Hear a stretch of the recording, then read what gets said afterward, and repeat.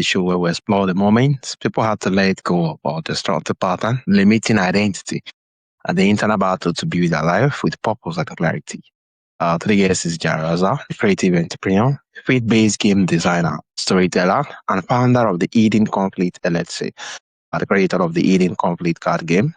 What began as a side project in 2016 has become his full-time mission, so inspiring a generation to take charge of their life through creativity, our scriptures, and the skills and ability found in God's word. Yah's own journey took him from drifting away from faith in his thing through the lowest point of his life to a moment eventually become an architecture of a card game and a ministry. At a defining moment, what made stay no longer an option in his word, the moment he knew his efforts were no value. Yeah, it's really a pleasure and honor. Have you. Thank you for having me here. Pleasure to be here. Yeah, thank you. So, Jao, you have described different from your childhood faiths. As a young man, I was searching for top-standing alternative traditions, game stories, and even spiritual. What was you actually looking for in all of those places? And what did you have to quit believing those things could give you? Yeah, I think part of along the journey was learning to quit my self-doubt was a huge part of it. There's a thing that anytime anybody does entrepreneurship will know, when you try and start something new, there's this sensation of imposter syndrome that's like, it's only a matter of time until someone realizes I'm not who I'm talking about. Like it's only a matter of time until they see the real me come out and it's all going to fall apart. So I think learning to quit accepting, and this is something I try and teach now, is the lies we tell ourselves, right? Like they're just that. They're still lies, even if you believe them. And the only way that you can do that is to introduce new truth, and not that what you're introducing is truth because now I want to believe that as truth and this was truth, but I'm letting it go. No. It's that I have to accept that what new information I'm bringing in is of higher authority and importance than what I currently believe. And so this is that progressive revelation. This is that progressive truth. This is the only time that it actually means like what it means. And what I mean by that, I'm not making the argument of like, well, this is my truth and that's your truth. Like we have these different ideas which conflict, but we can accept both to be right. And it's like, that's not what real truth is. Real truth has authority, has standards, has a mark that is above the other. And that's what we can then say, this is true and this is why this is not true. And so if I'm looking at that and I'm starting a new project and I'm saying the person I'm projecting, I'm trying to be in this new venture and entity is more real and more true than the person I see today, the person I think I am right now. That position of authority has to come from somewhere. And so that's what I try and teach now, is to say, know where your truth comes from and be able to affirm why it's a stronger position of authority than you think you believe.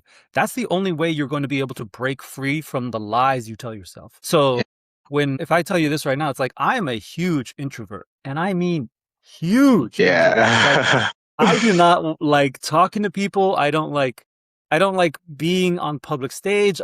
I've done these things, but it's not my innate nature. It's not who I am at my core. But I believe in the words I read through scripture, and the words I read through scripture give me a sense of purpose and identity and meaning and goal beyond myself. So even though the vision that I see myself doing now, the person I see myself becoming now, is a public speaker, is somebody who goes out and teaches, is somebody who presents and comes onto podcasts and has conversations and shows. All of those things are not because I think they are real, but because I've learned to believe that a higher authority and a higher power, a greater truth has come into my life and said, this is how I see you. And are you going to strive for that? Or are you going to believe the lie that says, no, that's not who I am? And that's what we have to do. Whenever you start a new venture, you have to look at like, who are the truths? What are the foundational authorities that are greater than me in my current position? And what do they have to say about me? And if you go into any industry and you look at the bigwigs, you look at the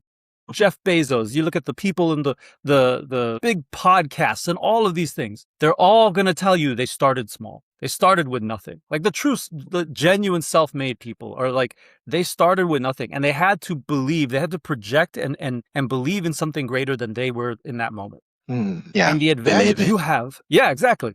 The advantage you have now is that they've gone before you and they can tell you the steps that they took to get there. The internet is full of those who have gone before us in different ventures and avenues that we can learn from and pull knowledge and ideas from. And that's the key mechanism. Like, that's the lesson that you can then take that method and apply it to anything in life. Because now I just have to look and say, who are the authorities in this industry, in this field, in this thing? And what did they say about how they got to this? Yeah. Do I agree or affirm what they're telling me, what got them to where they are? Now, I do this in my business, which I draw from my spiritual experience. Like, those of higher spiritual authority than me are the ones that I looked at. Thank you so much. Yeah, believing in authority greater than yourself. And this is really amazing. Being that now, you're not just assuming you're not just more like reaching out from the truth you know now, but from the bigger truths that about the particular authority bigger than yourself, looking inward and in trying to truly become that particular image towards perfection, not looking at where you are now and shrinking or into the limitation you actually have. It's amazing. Yeah. And also, what does hope feel like when it arrives in form you didn't expect? So what does hope feel like? Hope, I don't know if you can describe hope as a feeling as much as you could like a taste. Like, you know how when you've had a taste of something and then someone says, oh, I made the same thing, and you taste it and you're like, that's not the same thing. Yeah. Like, it's got the same name, but it doesn't taste the same. Hope is like that. Like, you know when you've tasted hope, because all of a sudden it's like anything else feels kind of cheap or under quality. And so this to me is where I see now the refinement, the flavor, the profile of what that is something that comes with time. And this is the part where it's like that's that progressive revelation, that higher truth. Is the first taste of hope is towards something that is unseen. It's that thing that I can't sustain or don't know what to believe in, but I'm assume there's a level of me that's going to assume it's there. And as I become familiar with that experience, that assumption begins to find foundation in evidence. And so ironically, this is what Hebrews 11 tells us, that this is the same thing that faith is made of. Faith is the substance of things hoped for, the evidence of things unseen. It's not seen.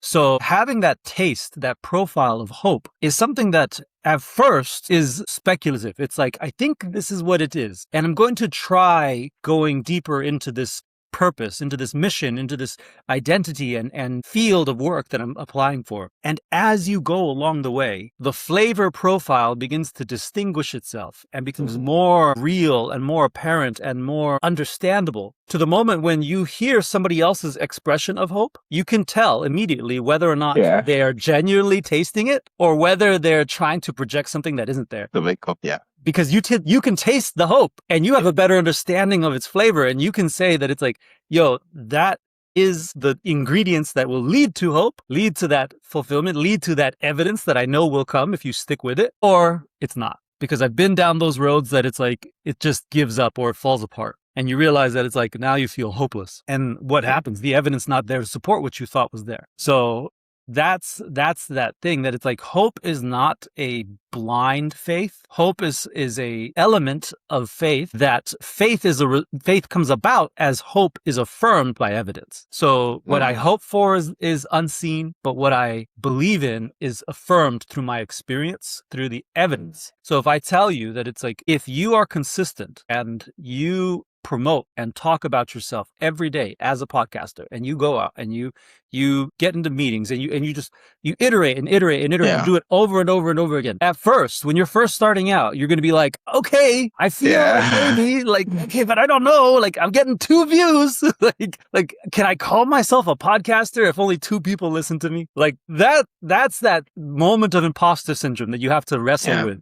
And then you take that and you change it up and you become more comfortable. You become more confident. You start looking and be like, yo, if I change my lighting like this, it's easier to see my face. If I talk this way, or if I project from down here, it's like I can get those deeper resonating voices. And it's like, now you can start having more like knowledgeable and like deep conversation. And so you can think about these things as you go through the process. And so you start discovering the evidence. You start Yeah. finding the affirmation along the way. And now all of a sudden you start to understand this is the flavor profile of hope. And now it's like, now when I start to taste it, it's like now I can start to just taste other paths and be like, should I pursue this industry? Should I go in this way? Should I work on this project? Should I engage in this conversation? Like, is there the element that I'm hoping for? Do I taste it in the experience that I have with it? Yeah. And if it is, then the more I do that, the more I'm aware and I'm affirm of like, okay, this is the profile I need to pursue because it aligns with what brings me hope. And to me, it's like that standard is Christ. Like I constantly look at it and be like, do I taste the flavor, not the Christian flavor profile, but the flavor, the essence of what Christ is, and that's love, genuine honesty, interest and hope and uplifting of others. It's like, do I taste that in the endeavors I work toward? Because if I do, then that's that flavor profile, that's that hope, and that's what affirms my faith. But it's that process that then I apply to life. And all of a sudden now I'm not just applying it to my spiritual walk. Yeah. Now it's my job. Now it's my communication. Now it's what I charge people time for. Like it's all of these things. So this is the process. That's why I say hope isn't so much a feeling, because feelings are super subjective. It's like I feel hot, I feel cold. It's like I can feel both at once if my back is hot on the leather chair and I'm getting blasted by cold air.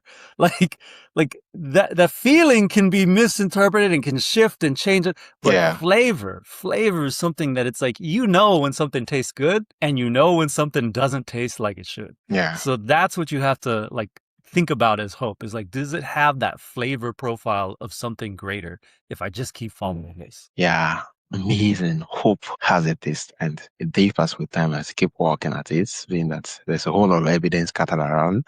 So actually more like show for that, which this thing is more like there's a whole lot of things in here. I'm already seeing more like this various evidence scattered around it. It's really amazing. What changed in a person when they stop letting their past define the ceiling of their future? When you stop believing in your past, you find two things. You find the truth of who you really are. What I mean by that is like, you know, you and I live and breathe in physical bodies. But if I took your body and I replaced every part of your body one bit at a time, are you still you, or are you somebody else? And so you start to discover in this kind of, and this maybe branches outside of the conversation, but it becomes this metaphysical experience where it's like, are you the body, or are you something deeper within? And the whole thing of you start realizing that it's like, well, what if I took away all your life experience? Every interaction and every moment you've ever had, are you still you? Like, if you couldn't remember any of them, it's like, what parts of you remain? And so that if you really get into like what makes up a person, the short answer is we don't know.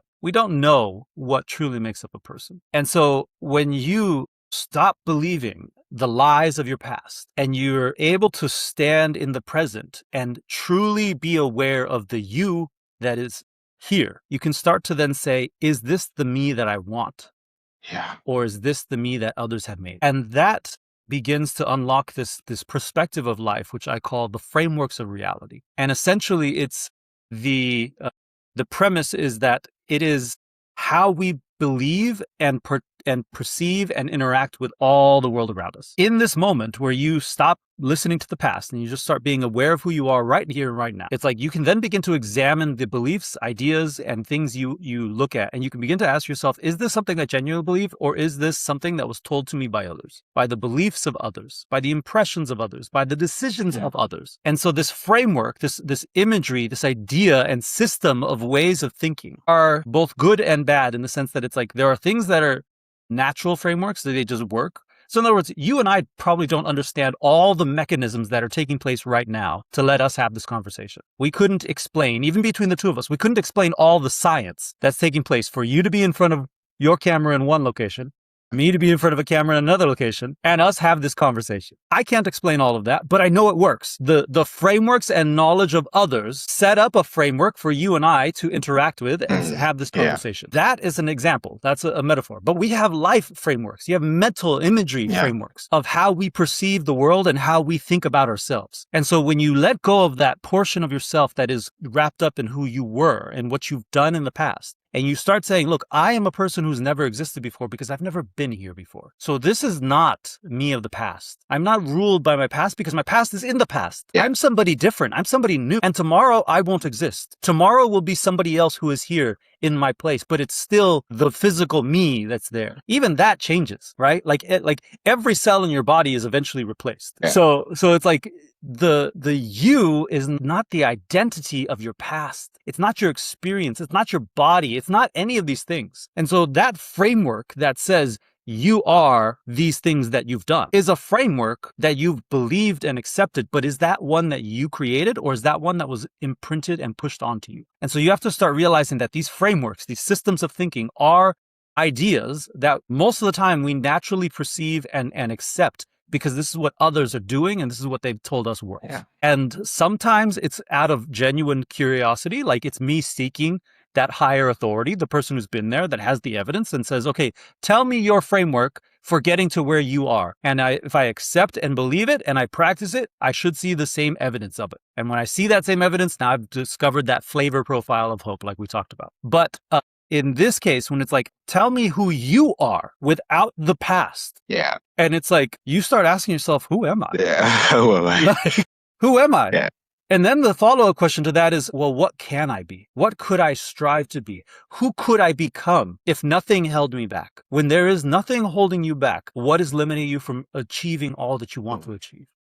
And so that begins to explore this new line of thinking, this new creation of ideas, a new framework for your brain to work on, except now you're actually building your own frameworks. Now you're interacting with the world on a level and in a scale in a way that most people never see, because they are trapped in a framework of their own, of not even their own making, of the making of others, that keeps their perspective limited in here. Why do so many people work, 9-to-5 jobs? Because in their minds, that is the only thing that exists. There is no opportunity outside of working for someone else. But here you are working for yourself. Now, are you making a ton of money doing this? Could you make more money working for somebody else in the same amount of time? Maybe. But would that be you?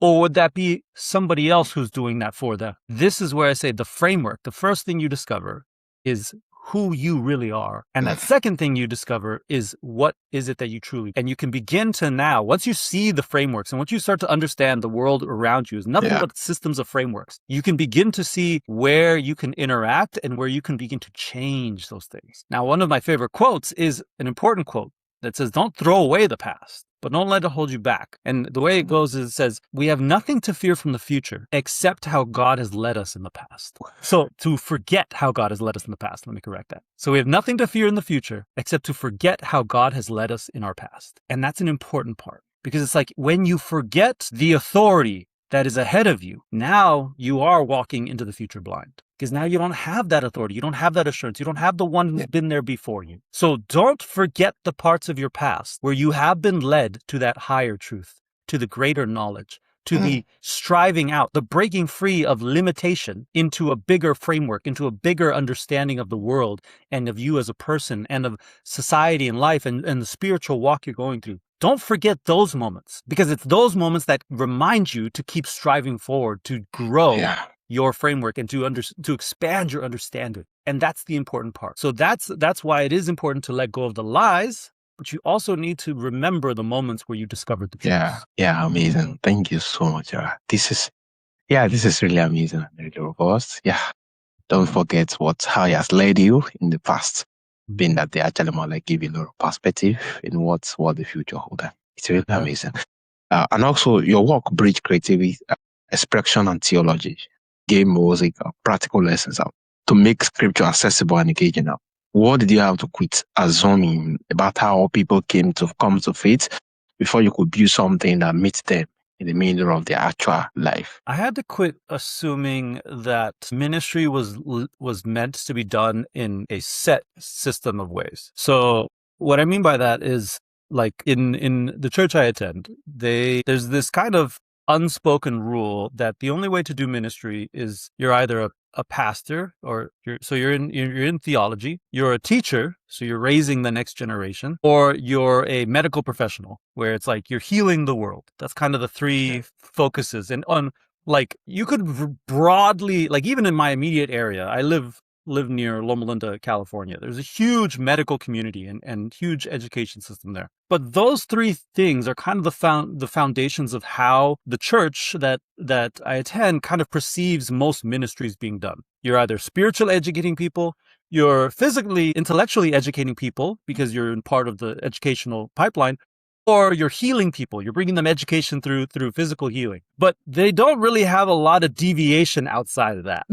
And so growing up, I grew up under this impression that it was like, well, you kind of have to strive for one of these three fields in order to be in ministry. Now, gradually, as I got older, I began to see that it's like, look, you don't have to be limited to those fields. You can expand outside of that. You can take the principles and the foundations of those things. In fact, Christ was none of those things. If you look at it, because he wasn't an official in the church system. He was an outsider. He was a laity who was leading this ideas of what God is teaching through Scripture. He wasn't an official educator. He wasn't in the educational system, and he wasn't a licensed physician. It's like, but yet he did all three of those things. So this idea that it's like you must be what others assume their framework of how ministry is done is something that I very much rejected. And I felt very resentful for it not because it isn't true, but because it felt very limiting. And it felt very what is there beyond this? And I remember thinking this because I actually got an invitation to go to an evangelistic school. And it was up in Oregon, and it was about 3 months long. It was an evangelistic kind of boot camp that you attend, and you come out with a certificate of evangelism. So now you know all the logistics to go and do an evangelistic meeting at a church. And this is not just like how to preach and how to study. It's also like how much to charge and how to run a business and how to do all of these things in the evangelistic ministry.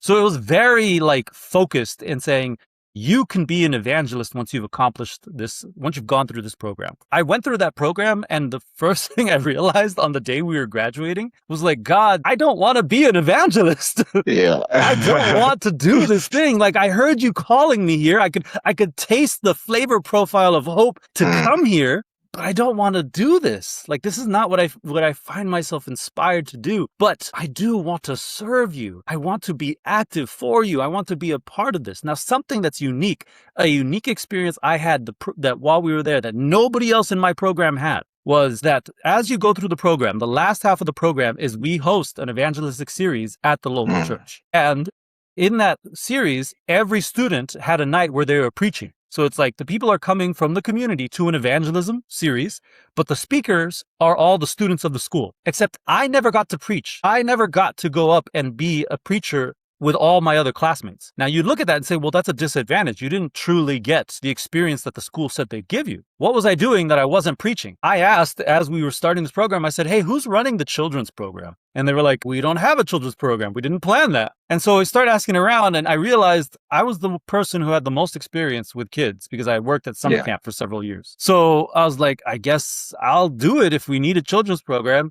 And so every day, the reason I never got to preach was because every day I had a class of 3 to 5 kids where I am creating a craft, making a Bible lesson, singing, or sometimes making up Bible verse songs and making up games for the kids to play that have to do with the stories that the parents are listening to in the church service. And I had to do that every day for 3 weeks.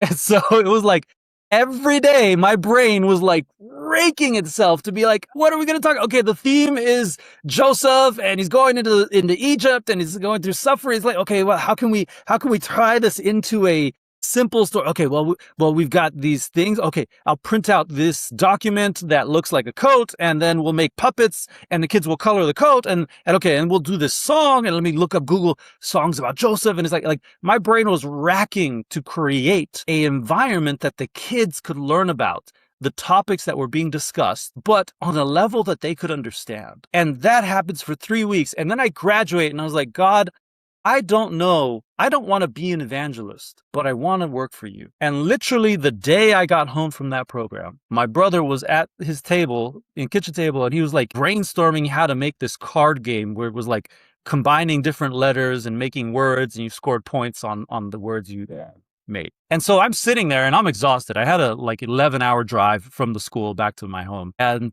I'm sitting there and I drove I drove all night and I get to his house and I'm sitting on his couch and he's telling me about this game and the ideas he's doing. And I just start spitting out random ideas like, well, you could try doing this. You could have this rule where if you get these many letters, it combos or something like that. Like I'm just throwing out ideas. I'm not even really paying attention. And as I'm sitting there, it hits me and it's like, how would you teach the conflict between good and evil if the only way you could explain it was through a card game? And that made my mind pause. Like that made me stop and be like, how would you do that? Because essentially that's what being an evangelist is. It's like being an evangelist is someone who goes and makes an appeal to others to say like, choose which side of the conflict you're going to be on. But here's the reasons why we think you should choose Christ. The whole purpose of my whole company, Eden's Conflict, is referencing the very first choice. Eden, paradise, conflict in paradise. What happened that there was conflict and confrontation in paradise?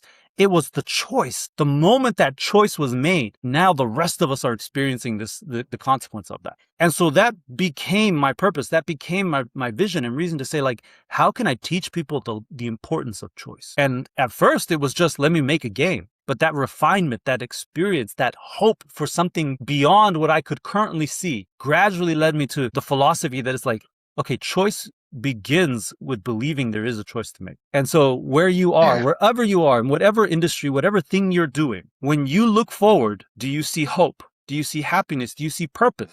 Well, first, do you choose to believe that it's even possible, that it even exists out there? And second, what are you going to do about that? If you believe that it's possible, then you can begin to move forward. If you don't believe it's possible, don't even try moving forward because you can't.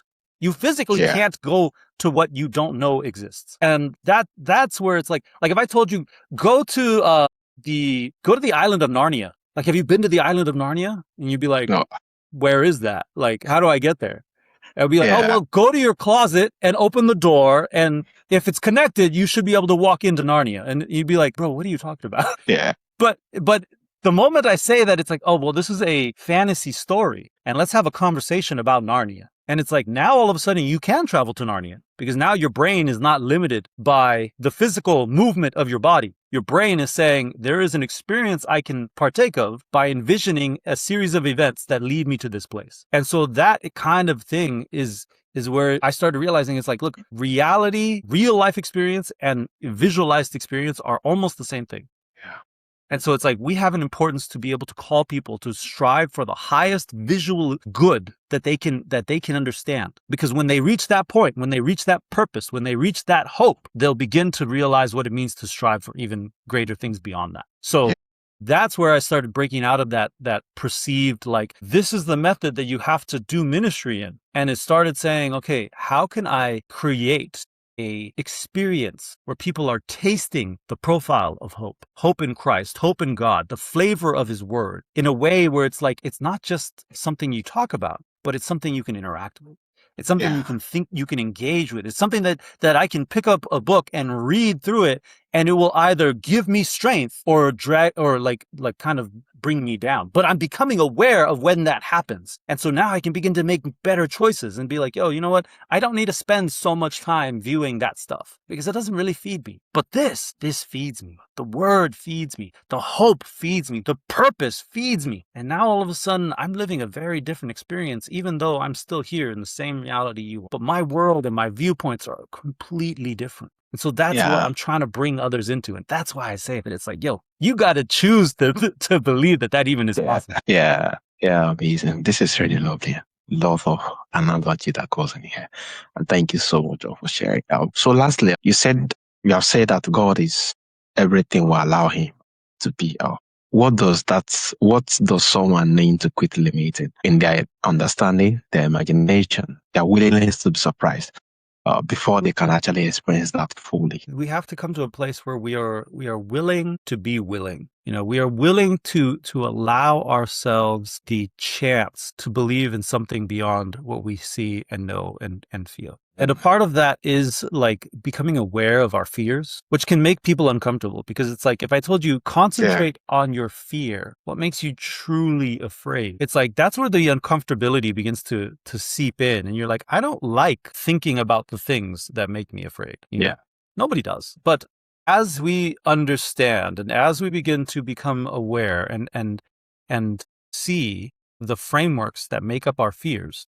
Because fear is just a system of ideas, beliefs, and oftentimes things that were taught to us by others. As we begin to understand those things, we can begin to, I like the way the Bible puts it, and I forgot the passage right now, but it says to take every thought into captivity. Yeah. And it's like we begin to frame and build out the totality of what that fear has and the influence that fear has over us. So if I have a fear of speaking, public speaking, it's like if I choose to never do it, then that fear has power over me. If I choose to challenge that fear and I choose to put myself out there and I choose to believe in the authority that says this is what I'm calling you to do, then that fear begins to lose its power. Not only does it lose its power, it's not even that it becomes smaller. It's that my awareness beyond the fear grows. It grows, yeah. And so now the fear has not changed in size, but my understanding, my framework of ideas and knowledge and foundations of truth begin to expand beyond the limits of the fear. So that is something that people have to learn to let go of is first allow yourself to frame and understand what you're. Yeah. That is what begins to come in. That is what begins to transform. That is what begins to change. And that is what the Bible describes as the nature and character of Christ. Yeah. Because even in the fear of death, he chose to go forward anyways. We see him afraid. He's afraid of the garden, but he chose to step forward in faith anyways. And because of that, you and I have the opportunity to say, he did it, we can do it too. It's him in. Yeah, amazing. Thank you so much. Thank you for sharing your heart. Yeah, on this, I believe in him because he did it, bringing everything to the obedient, every thought to his obedience. Amazing. So where can listener explore the Eden conflict and connect with your work? Sure. So you can find us edensconflict.com. That's EDENS.com or conflict.com. And then also on social media, Instagram, Eden's Conflict. For myself, you can connect with me on LinkedIn, Twitter, TikTok, and Instagram. So Jai Roza or Jai.Roza, whichever one. You'll find my handle. I use the same picture for all of those. So yeah. But website primarily. Easiest way to get home. Yeah, thank you so much, Java. Thank you for remembering. Yeah, your reminder that creativity is not a data or weight, but one of the most powerful expressions. And that the stories you carry is not evidence of how far you fell, but of how far you were brought back. It's exactly what this audience needed to hear. And my audience will love to reach out. Just check the show notes. Use the links on various ways to actually explore. To reach out. Also, remember that where your effort goes on value is never the same options. Building what you've been made to create is. Once you get a pleasure and honor having the show. Glad to be here. Thank you so much for having me on. Yeah, thank you, sir.